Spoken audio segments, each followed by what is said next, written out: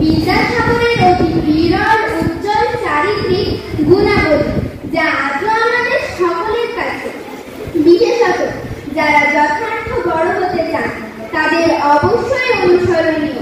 যথার্থ আত্মমর্যাদাবোধ কাকে বলে, তিনি তার আদর্শ দৃষ্টান্ত স্থাপন করে গেছেন। সর্বসময় তিনি সর্বক্ষেত্রে মাথা উঁচু করে চলতেন।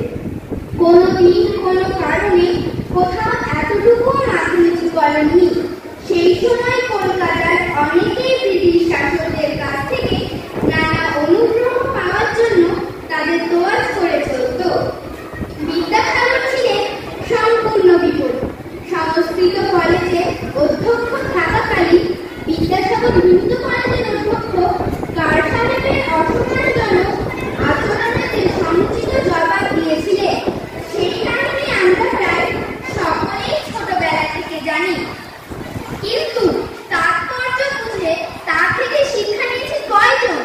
শাসক গোষ্ঠীর লোকেদের তোয়াজ করে চাকরি পাওয়া, চাকরি রক্ষা বা প্রমোশন পাওয়া, নানা সুযোগ সুবিধা পাওয়া, তার জন্য কর্তৃপক্ষের সামনে নতজানু হয়ে থাকা, তাদের লাঠিখানা হজম করা, এসব তো আজও বহু তথাকথিত শিক্ষিত ব্যক্তিদের মধ্যে দেখা যায়।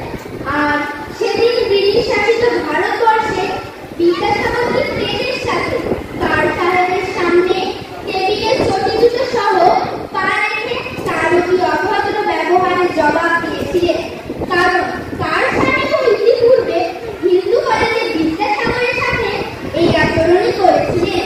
তিনি চাইলে কার সাহেবের ওই আচরণ নিঃশব্দে হজম করে যেতে পারতেন, অথবা ঊর্ধ্বতন কর্তৃপক্ষের কাছে অনুযোগ জানাতে পারতেন, কিন্তু